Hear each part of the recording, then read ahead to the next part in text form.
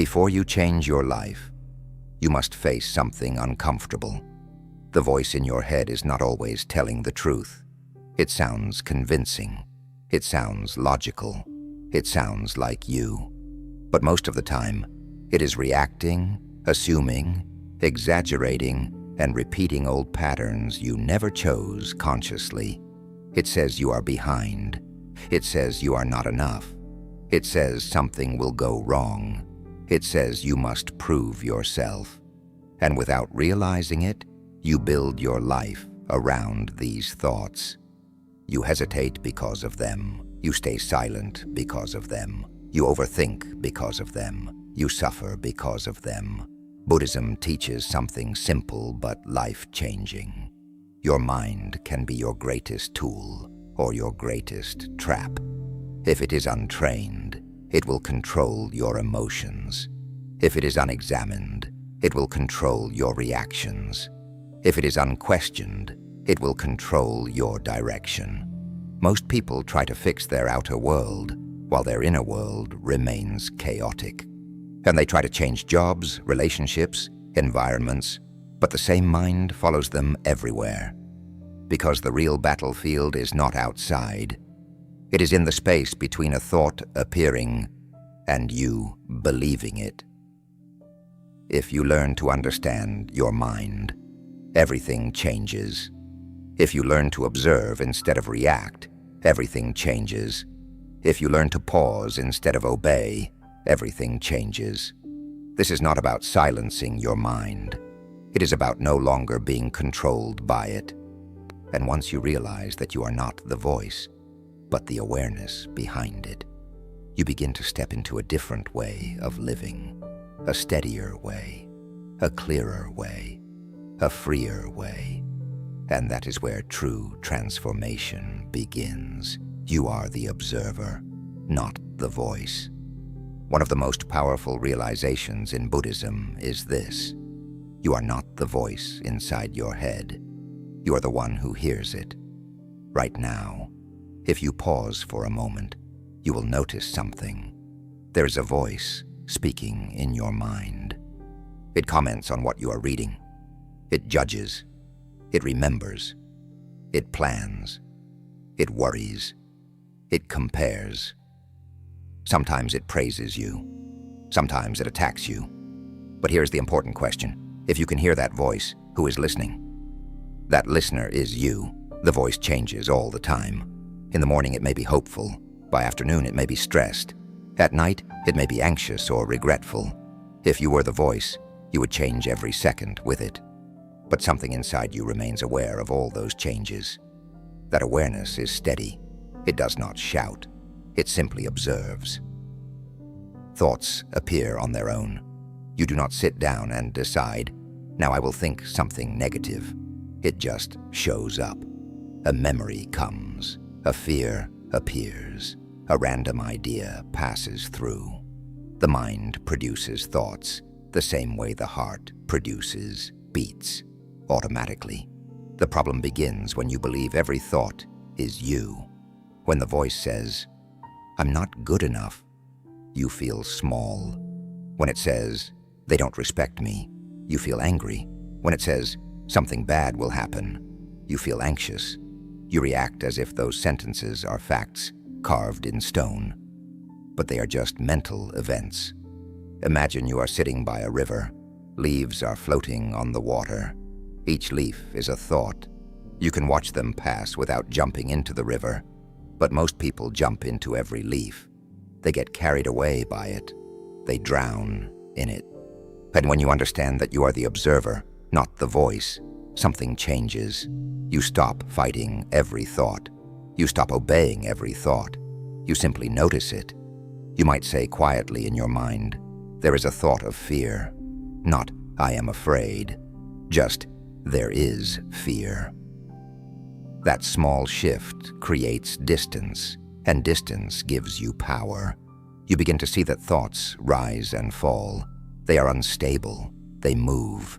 But the awareness that sees them stays calm in the background. The more you practice observing your thoughts, instead of becoming them, the less control they have over you. You realize you do not have to react to every idea. You do not have to argue with every mental voice. You do not have to defend yourself against every inner criticism. You can simply watch. And what you can watch, you are no longer controlled by. This is where real freedom begins, not by stopping thoughts, not by forcing silence, but by knowing clearly the voice in my head is not who I am. I am the awareness that hears it. Every thought is temporary, even the dark ones. Every thought that enters your mind, no matter how strong or painful, is temporary. This is one of the deepest truths in Buddhism, yet most people live as if their current thoughts will last forever. Think about your day. In the morning, you may feel motivated. A few hours later, you may feel tired. In the evening, you may feel worried. Before sleep, or you may feel calm again. The thoughts keep changing. They rise and fall like waves in the ocean. But when a dark thought appears, it feels permanent. When the mind says, "I will always be like this," it feels convincing. When it says, "This pain will never end," it feels real. When it says, "I can't handle this," it feels final. Yet if you look back at your life, you will see something important. You have had thousands of thoughts that once felt heavy, and they are gone now. The fears you once believed deeply no longer control you. Situations you thought would destroy you are now just memories. Thoughts have no solid foundation. They are movements of the mind, not permanent structures. In Buddhism, this is called impermanence. Everything changes, not only the body, not only circumstances, even the mind changes every moment. A thought appears, stays for a short time, and disappears. Another replaces it, then another. The problem is not that dark thoughts arise, and the problem is that we cling to them. When sadness appears, instead of letting it pass, the mind adds more thoughts. Why am I like this? This will never get better. Something is wrong with me. And suddenly one small cloud becomes a storm. But if you simply observe the original thought without feeding it, you will notice something surprising. It weakens on its own. Imagine sitting quietly and noticing a negative thought without reacting. You do not fight it. You do not believe it. That you do not judge it. You just watch it. At first it feels strong, but if you remain patient, it shifts. It loses intensity. It fades. Another thought replaces it. This is not magic. This is the natural behavior of the mind. Dark thoughts feel powerful because we resist them or cling to them. Resistance gives them energy. Clinging gives them importance.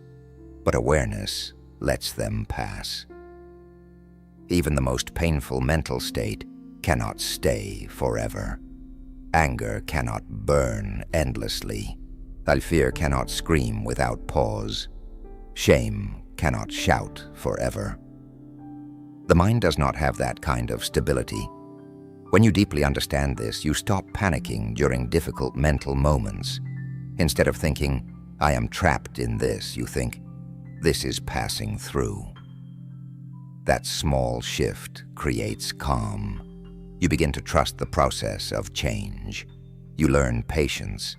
You learn not to react immediately. You allow space. And in that space, you discover something powerful.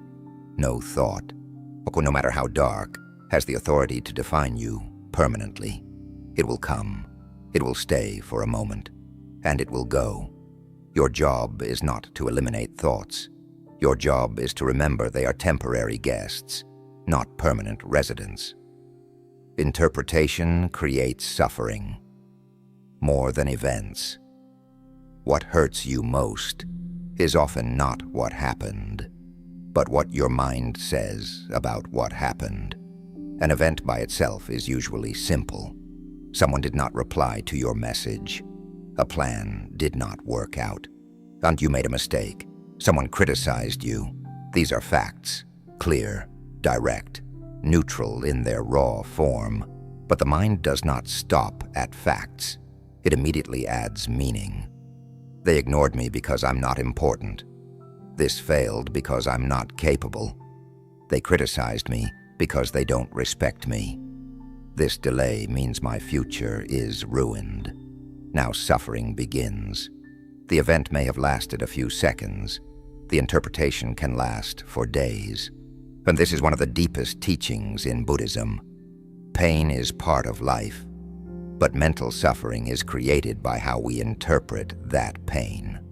The mind adds a story, and then reacts to the story as if it is absolute truth. Two people can experience the exact same situation and suffer in completely different ways. One person loses a job and thinks, "This is an opportunity to grow." Another loses a job and thinks, "My life is finished." The event is the same. The interpretation is different. And the emotional result is completely different. Your mind is constantly labeling everything: good, bad, unfair, dangerous, embarrassing, personal. These labels happen so fast that you don't even notice them. They feel automatic, but they are not reality. They are mental conclusions. When you slow down and look closely, you will see the gap between what happened and what you are telling yourself about what happened. For example, someone walks past you without smiling. The fact is simple. They walked past you, but the mind might say, "They don't like me." Instantly, you feel rejected. Your mood changes. Your energy drops, all from an interpretation that may not even be true. Maybe they were distracted. Maybe they were tired. Maybe they did not see you. The suffering did not come from the event. It came from the story. This is why mindfulness is so powerful. It teaches you to notice when the mind begins building meaning around neutral moments. You start asking, "What actually happened?" instead of, "What does this mean about me?" That question alone reduces suffering. When something painful happens, you can separate it into two parts. First, the event. Second, the mental commentary. The event might be uncomfortable. The commentary is often harsh, dramatic, and exaggerated. If you remove the dramatic meaning, what remains is manageable, real, but manageable. Instead of, "This proves I am a failure," it becomes, "This attempt did not work." Instead of, "They embarrassed me," it becomes, "They said something I did not like." Instead of, "My life is ruined," it becomes, "This is a difficult moment." The intensity drops. Buddhism does not teach you to deny reality. It teaches you to see it clearly without adding unnecessary layers of fear, ego, and imagination. When you stop turning every event into a personal statement about your worth, your peace increases. You still face challenges. You still feel emotions, but you are no longer crushed by meanings your mind creates automatically. You begin to respond to life as it is, not as your fears describe it. And that shift changes everything. Attention is power. Use it wisely. Your attention is one of the most powerful forces in your life, yet most people give it away without thinking. From the moment you wake up, your mind begins choosing where to focus. A message, a memory, a worry, a comparison, a regret, a plan. Your attention moves quickly, often automatically, and wherever it stays, that area of your life begins to grow stronger. Attention is like sunlight. Whatever it shines on develops. If you keep replaying an insult in your mind, the anger becomes stronger. If you keep thinking about what you lack, dissatisfaction grows. If you keep focusing on someone else's success, insecurity expands. The event may be small, but your repeated attention feeds it until it feels large. This is why two people can live in the same world, and experience completely different realities. One constantly focuses on problems, unfairness, and comparison. The other focuses on growth, gratitude, and learning. Their outer world may be similar, but their inner world becomes completely different because of where attention rests. In Buddhism, training the mind is not about controlling every thought that appears. That would be impossible. Thoughts arise naturally, but you do have control over which thoughts you continue to feed. A negative thought may appear. That is normal, but if you give it your full attention for hours, analyze it repeatedly, and build more thoughts around it, it becomes heavy. If you notice it and gently redirect your attention to something stable, like your breath, your work, or the present moment, it loses strength. Attention decides what becomes your mental habit. If every day you focus on what is missing, your mind becomes trained to search for lack. If every day you focus on small moments of gratitude, your mind becomes trained to notice abundance. The mind becomes skilled at whatever it practices. This is why protecting your attention is so important. The world constantly tries to capture it. News, social media, arguments, gossip, comparison. Each one pulls your focus and leaves a mental imprint. If you are not careful, your attention becomes scattered, and a scattered mind feels restless and dissatisfied. But when you consciously choose where your attention goes, something powerful happens. You begin to feel grounded, stable, present. Even in difficult situations, you can decide what deserves your focus. Instead of replaying a mistake, you focus on what you can improve. Instead of dwelling on someone's behavior, you focus on your response. Instead of imagining worst-case scenarios, you focus on what is real right now. Attention is not just mental energy. It shapes your emotional life. It shapes your character. It shapes your future. If you constantly attend to fear, you strengthen fear. If you constantly attend to patience, you strengthen patience. If you constantly attend to kindness, you strengthen kindness. What you practice grows. The mind will always offer many directions, but you are the one who chooses where to stay. When you understand that attention is power, so you stop wasting it on thoughts that harm you. You become more selective, more intentional, more aware, and slowly your inner world changes, not because circumstances changed, but because you chose wisely where your attention lives. The first reaction is conditioning, the second is freedom. When something happens, your first reaction often feels automatic. Someone speaks harshly, and anger rises instantly. A mistake happens, and shame appears. A delay occurs, and anxiety shows up. For you do not sit down and decide to feel these things. They happen on their own. This first reaction is conditioning. It is built from your past experiences, your upbringing, your fears, your habits, and everything you have repeatedly thought before. The mind learns patterns over time. If you have reacted with anger many times, anger becomes fast. If you have reacted with fear many times, fear becomes immediate. This does not mean something is wrong with you. It simply means the mind has been trained in a certain way. But here is where freedom begins. After that first reaction, there is a small space. It may only last a second, but it is there. In that space, you have a choice. The first reaction might say, "They disrespected me." In the next moment, you can either add fuel to it or let it cool.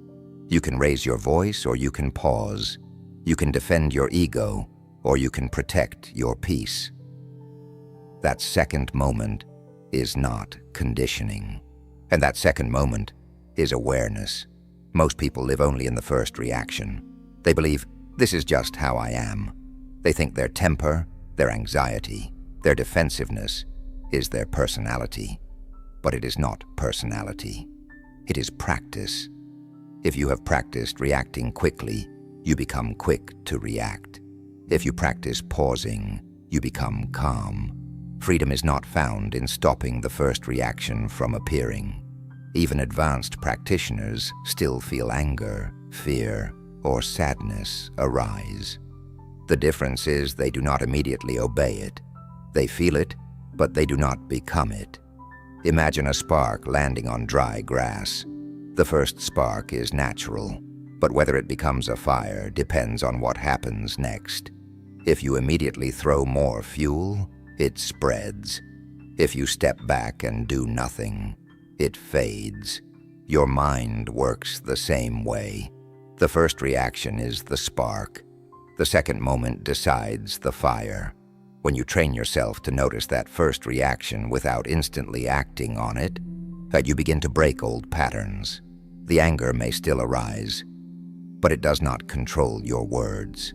The fear may still appear, but it does not control your decisions. The embarrassment may surface, but it does not define your worth. Each time you choose a calmer second response, you are rewiring your mind.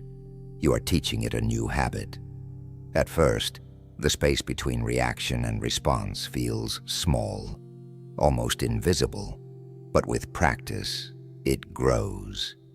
You begin to catch yourself faster. You begin to breathe before speaking. You begin to question your assumptions before acting. This is real strength. Anyone can react. Reaction requires no awareness, but choosing your response requires discipline and clarity. The first reaction belongs to your past conditioning. The second response belongs to your present awareness. And every time you choose wisely in that second moment, you move closer to true freedom. Craving begins as a thought. Craving does not begin in your hands, and it does not begin in your actions. It begins quietly in your mind. Before you chase something, before you reach for it, before you rearrange your life around it, there is a single thought. I need this. If I get this, I'll finally feel complete. I can't be happy without this. At first it seems small, just a passing idea. But if you hold on to it, it grows roots. In Buddhism, craving is one of the main causes of suffering. Not because wanting something is evil, but because unconscious wanting becomes attachment. And attachment creates pressure. It says, my peace depends on this. The moment your peace depends on something outside you, your stability becomes fragile. Notice how it works. You see someone else's success. A thought appears. I should have that too. If you repeat it, it becomes comparison. If you feed comparison, it becomes dissatisfaction. If dissatisfaction continues, it becomes restlessness. Or you imagine a relationship. Though the mind says, if this person chooses me, I'll feel valued. That thought feels sweet. But if it hardens into need, you begin to fear losing it. You begin to overthink. You begin to cling. Craving always starts in the imagination. The mind paints a picture of a better future and whispers, only this can fix you. But the picture is incomplete. It shows the pleasure. It hides the dependency. When you observe craving closely, you see that it is not just desire.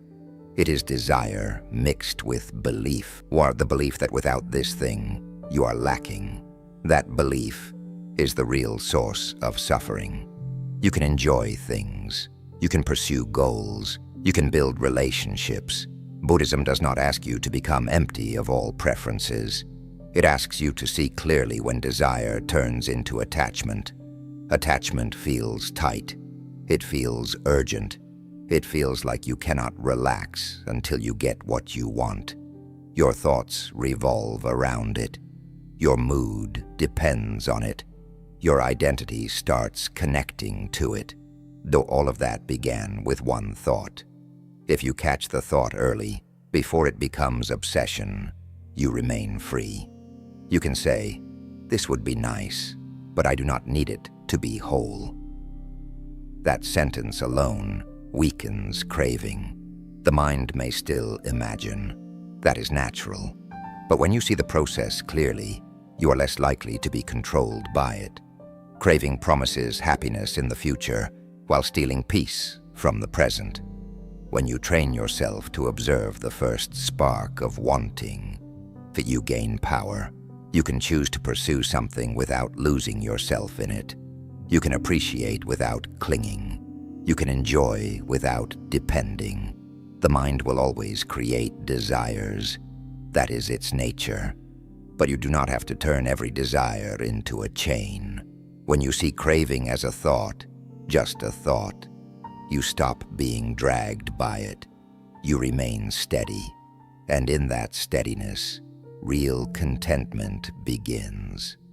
Comparison is a self-created prison. Comparison is one of the quietest habits of the mind, yet it steals more peace than most people realize. You may not even notice it happening. You see someone's success and a thought appears. They are ahead of me. You see someone's appearance and the mind whispers, they look better. You see someone's relationship and the thought forms, why don't I have that? In a few seconds, your mood changes. Nothing in your life actually changed. At your work is the same. Your body is the same. Your path is the same. But because the mind compared, your sense of worth shifted. This is why comparison is a self-created prison. The mind takes two separate journeys and forces them onto the same scale. But every life has different timing, different struggles, different strengths, different starting points. When you compare without context, you create a false measurement. And that false measurement creates dissatisfaction. Comparison makes you feel behind, even when you are progressing. It makes you feel small, even when you are growing. It makes your blessings feel ordinary because someone else's appear bigger. The mind always chooses what makes you feel lacking. It rarely compares downward. It compares upward. It searches for someone who seems to have more and then quietly tells you that you are not enough. Over time, this habit becomes exhausting. Instead of walking your path fully, you are constantly looking sideways. Instead of appreciating your effort, you are measuring your speed against someone else's timeline. But here is something important to understand. Comparison is not reality. It is a mental habit. The moment you see it clearly, you realize it is just a thought pattern repeating itself. It is not a command. It is not truth. It is simply conditioning from a world that constantly encourages measurement. In Buddhism, suffering often comes from attachment to identity. Comparison strengthens that attachment. It says, I am only valuable if I am better, or I am only secure if I am ahead. But your worth is not a competition. When you notice comparison happening, pause. Ask yourself, is this helping me grow, or is this making me restless?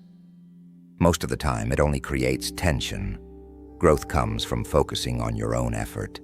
Comparison pulls you away from that focus. It is like running a race while constantly turning your head to look at others. You lose balance, you lose rhythm, you lose energy. Peace returns when you return your attention to your own path. Someone else's success does not reduce your potential. Someone else's beauty does not reduce your value. Someone else's progress does not cancel your journey. Life is not a single straight line where everyone moves at the same speed. When you stop comparing, something surprising happens. You feel lighter, you feel calmer, you feel more present. Your gratitude increases because you are no longer measuring what you have against what others display.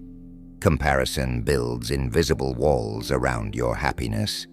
It tells you that you cannot be content until you surpass someone else. But contentment does not come from winning against others. It comes from walking your path fully, with awareness and self-respect. The prison door was never locked. It was built by thought. And the moment you stop feeding comparison, that prison begins to dissolve.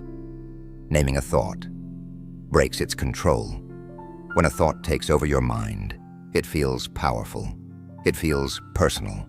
It feels true. You are no longer just thinking the thought. You are inside it. For example, a worry appears. Instead of noticing it as a worry, it quickly becomes something bad is going to happen. A feeling of jealousy appears. Instead of recognizing it, it turns into I am not enough. A flash of anger appears.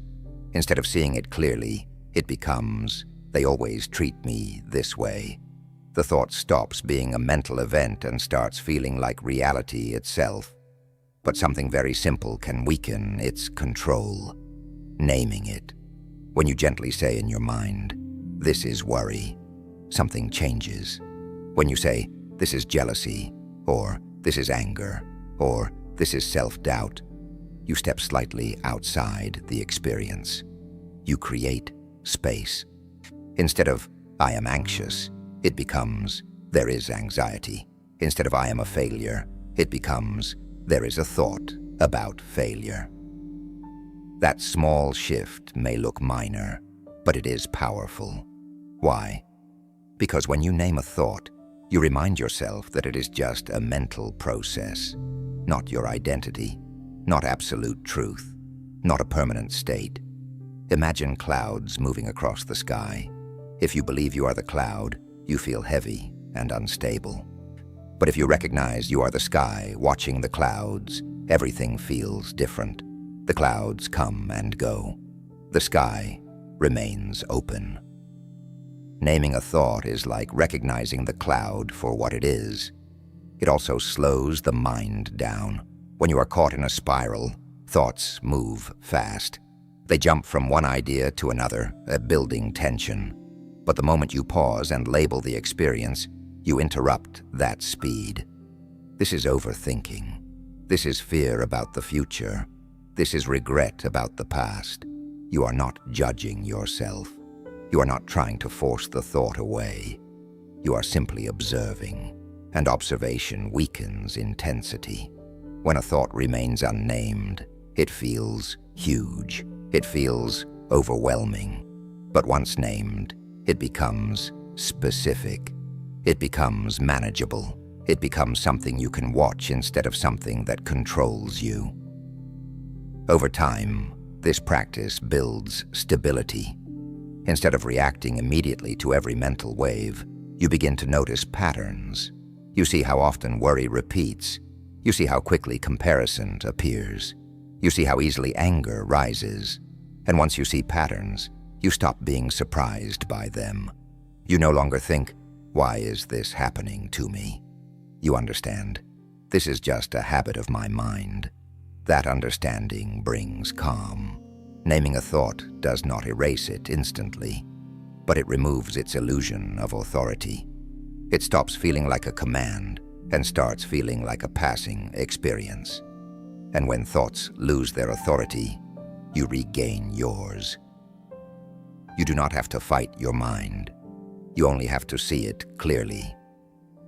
When you can calmly say, this is just a thought, you take back control, and slowly, the mind that once controlled you becomes something you can observe with quiet strength. Pain is inevitable. Mental drama is optional. Pain is a natural part of life. Loss happens. Mistakes happen. Rejection happens. Change happens. No one escapes these experiences.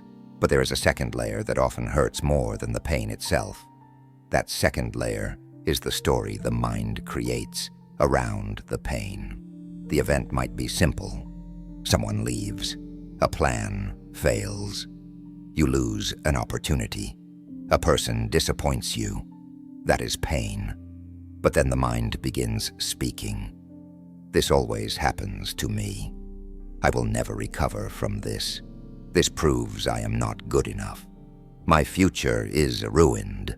Now suffering multiplies. The original pain may have been sharp but short. The mental drama stretches it for days, weeks, even years. You replay the moment. You imagine different outcomes. You create worst-case futures. You blame yourself. You blame others. The mind keeps adding layers. In Buddhism, this is the difference between unavoidable pain and optional suffering. That pain is like being hit by one arrow. It hurts. It is real. But mental drama is like shooting yourself with many more arrows through overthinking, self-blame, and exaggerated meaning. For example, you make a mistake at work. The pain is embarrassment. That is human. But then the mind says, everyone thinks I'm incompetent.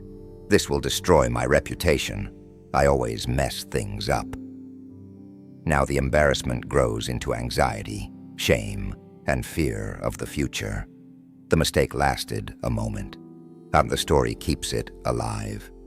When you learn to separate the event from the story, something changes. Instead of saying, my life is falling apart, you say, this is a difficult moment. Instead of, I am a failure, you say, I made an error. Instead of, I will always be alone, you say, this relationship ended. The facts remain, but the drama softens.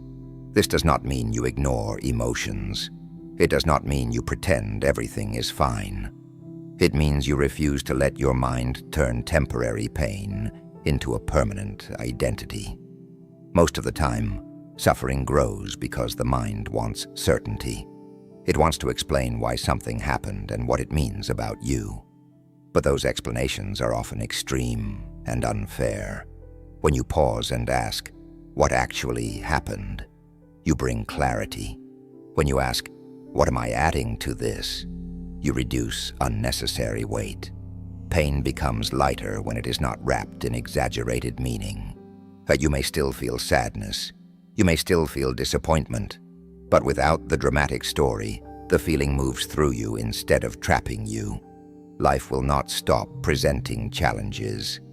But your mind does not have to turn every challenge into a personal tragedy. When you practice seeing pain without mental drama, you develop resilience. You become steadier. You stop reacting as if every setback defines your entire future. The event is one moment in time. The story is optional. But when you learn to let go of the story, suffering loses much of its power. Silence reveals what needs training. When a painful thought appears, most people immediately try to fight it. They argue with it. They try to prove it wrong. They push it away. They tell themselves, I shouldn't think like this. But the more they struggle against the thought, the stronger it seems to become. This is because the mind feeds on attention, even negative attention. Imagine trying not to think about something. The harder you try, the more it returns. You say, I must stop worrying. But now you are worrying about worrying. You say, I shouldn't feel angry. But now you are angry about being angry. The fight gives the thought more energy. In Buddhism, there is a different approach. Instead of wrestling with the thought, you allow it to exist without engaging with it. You see it clearly, but you do not chase it, and you do not push it away. If a thought says, you are going to fail, you do not need to debate it. You do not need to convince it otherwise. You can simply notice, there is fear. Then you return to what you are doing. When you stop arguing, the thought loses fuel. Think of a fire. If you keep adding wood, it grows. If you remove the fuel, it slowly dies down on its own. Your attention and emotional reaction are the wood. Without them, the thought cannot stay intense for long. This does not mean you suppress the thought. Suppression is another form of struggle. It means you allow it to be there without giving it importance. You might feel an anxious thought arise before an important event. Instead of saying, this is terrible, I need to get rid of it. You let it pass through like background noise. You focus on your breathing. You focus on the present task. You allow the thought to exist without giving it center stage. Over time, you will notice something powerful. Thoughts that once controlled you begin to weaken, not because you defeated them in an argument, but because you stopped feeding them. The mind often wants a dramatic solution. It wants to win against negative thoughts. But true mastery is quieter. It is the ability to remain steady while thoughts come and go. When you refuse to wrestle with every mental voice, your inner world becomes calmer. You are no longer stuck in endless debates inside your own head. You stop exhausting yourself trying to silence the mind. You begin to understand that not every thought deserves your response. Some thoughts can be acknowledged and left alone. This practice requires patience. At first, the mind will try to pull you back into the argument. It will say, "But what if this is important?" It will try to convince you to engage. But if you stay grounded and return your focus gently, the pull becomes weaker over time. The thought may still arise, but it no longer dominates you. You become like a mountain while the wind blows around you. The wind moves, but the mountain does not chase it. When you stop arguing with every thought, you reclaim your energy. You stop living in mental conflict. You begin to experience a quiet strength. And in that quiet strength, real freedom grows. Discipline of thought is the highest strength. Many people believe change happens in one big moment. A breakthrough, a powerful realization, a sudden shift. But real clarity does not usually arrive like lightning. It is built slowly, through small returns. You sit down to focus, and your mind drifts. You notice it, and you gently bring it back. You try to stay calm, and irritation rises. You notice it, and you soften. You promise yourself not to overthink, and 10 minutes later you are lost in worry. You notice it, and you return to the present. This simple act of noticing and returning may seem small, but it is the foundation of mental strength. Each time you catch yourself and come back, you are training the mind. You are teaching it a new habit. Instead of being dragged unconsciously, you are becoming aware. At first it feels repetitive. You might think, why does my mind keep wandering? But wandering is natural. The mind has been trained for years to chase thoughts. You are now teaching it something new. Imagine training a muscle. That you do not lift a weight once and expect permanent strength. You repeat the movement again and again. The power comes from repetition. Mental clarity works the same way. Every time you return to awareness, even after distraction, you are strengthening your ability to choose. You are building patience. You are building stability. There is no need for frustration when the mind drifts. The drifting is not failure. The return is the practice. Many people give up because they expect perfection. They think if their mind is still busy, they are doing something wrong. But in Buddhism, the practice is not about eliminating thoughts. It is about noticing them and coming back without judgment. That gentle return changes everything over time. Instead of reacting instantly to every emotion, you begin to pause. Instead of believing every fear, you begin to question. Instead of getting lost for hours in negativity, you shorten the spiral. Here the gap between awareness and distraction becomes shorter, and slowly, you start living more consciously. Small returns create big transformation. You notice you are comparing yourself to someone. You come back to your own path. You notice anger rising. You come back to your breath. You notice regret about the past. You come back to what is in front of you right now. Each return is quiet. No one sees it. but it builds an inner strength that cannot be shaken easily.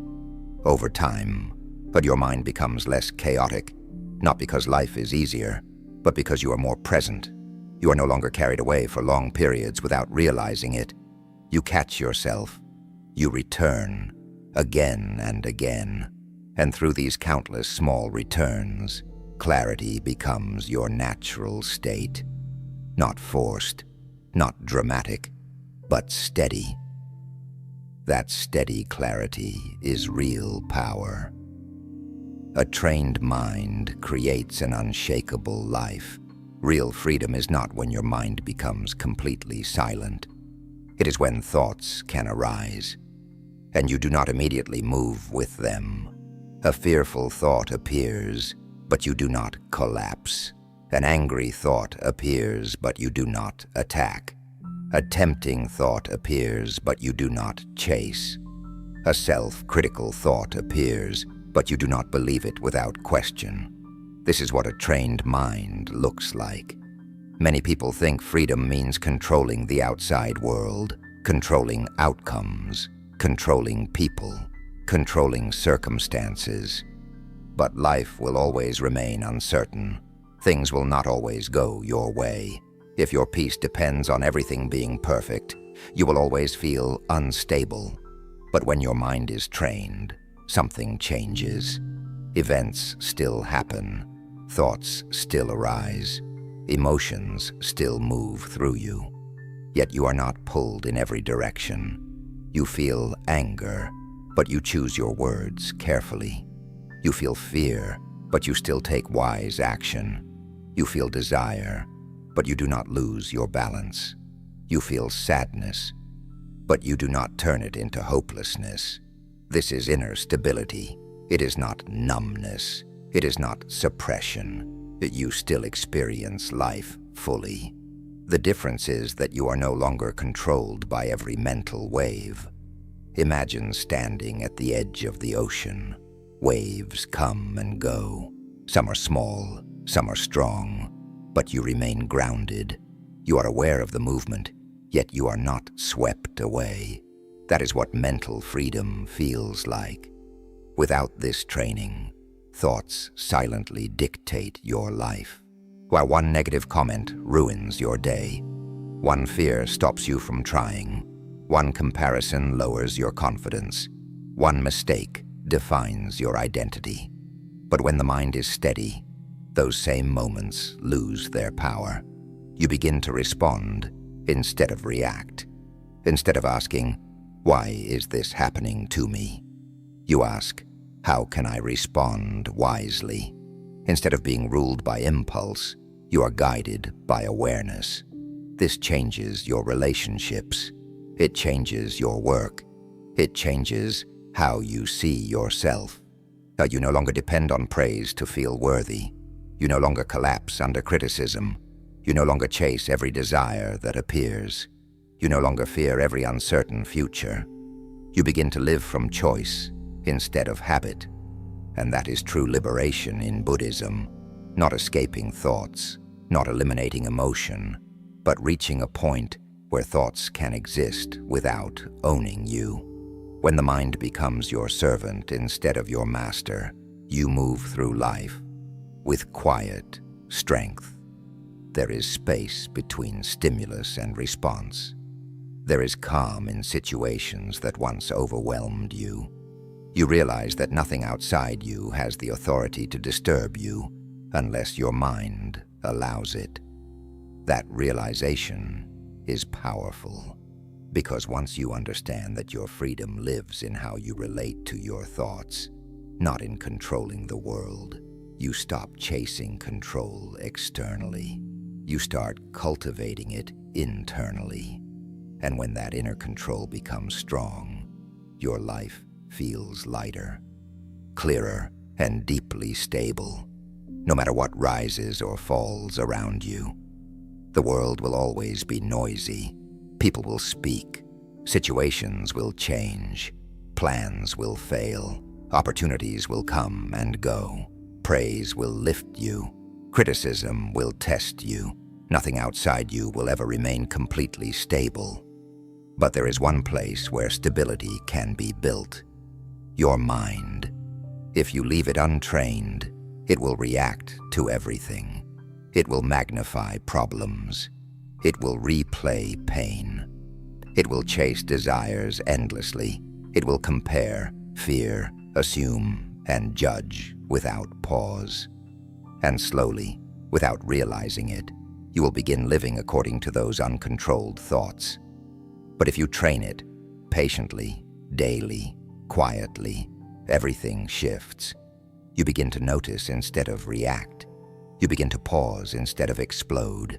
You begin to observe instead of believe blindly. You begin to choose instead of drift.